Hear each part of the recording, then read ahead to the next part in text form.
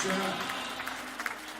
өрөөн цагт нэрсэн хүмүүний амьдралын жам жайг хязгаарч дуусахгүй бас эхэлж өгдөггүй энэ ээжж байдаг дөрвөн цагаар илэрхийлж болох. Тэгээд энэ нэртэй дөрвөн цаг нэртэй Монголын айдсан болоод бисрэг уртын дог сонсож оюун бодлон туслаж сэтгэлээ ундаалж энэ эрхэм сайхан Монголын ор урлагаар цэнгсэн та бүхэнд энд байгаа бүх уран бүтээлчдийн өмнөөс халуун талархал дэвшүүлье.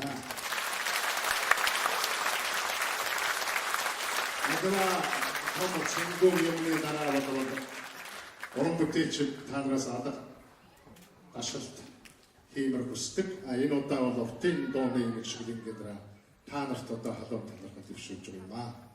Өнөөдрийн том цэнгүүнийг дөрвөн цаг хүртийн дуугаар бисрэг уртын дуугаар жаргаж өгөхөд Монголын үндэсний урлагийн их театрын уран бүтээлчид их нөмөр хайр ивэж боллоо. Тэр уран бүтээлчид Монгол улсын урлагийн гавьяа сүлжээний үндэсний урлагийн театрын урамшлагын өдөр ерөнхий өдөртөч Баянбаатар Монгол улсын урлагийн театрын Монголын үндэсний урлагийн театрын найр нөхөж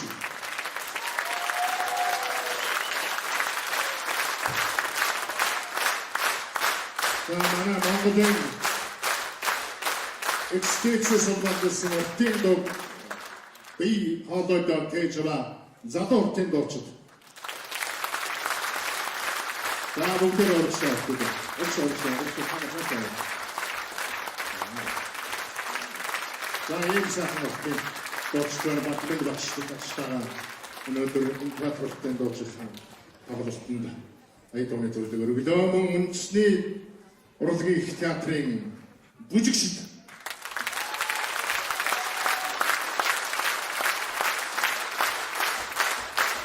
манай норн хуурчид хаацлаа норн хуурч амар баяр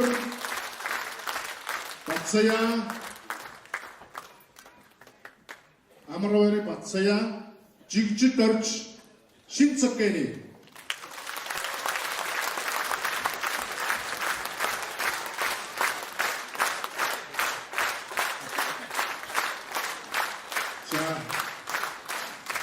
Орчид маань одоо 20 найрагтай үед олдож өгдөггүй шүү дээ. Харин өнөөдөр олдсон их юм боллоо. За, уртын дууч үндэсний урлагийн их театрын дууч 2013 оны дэлхийн урлагийн академиас зохион байгуулсан ардын урлагийн дэлхийн их наадамд шилдэг дуучлаар тодорсон залуу дуучин Энкватор.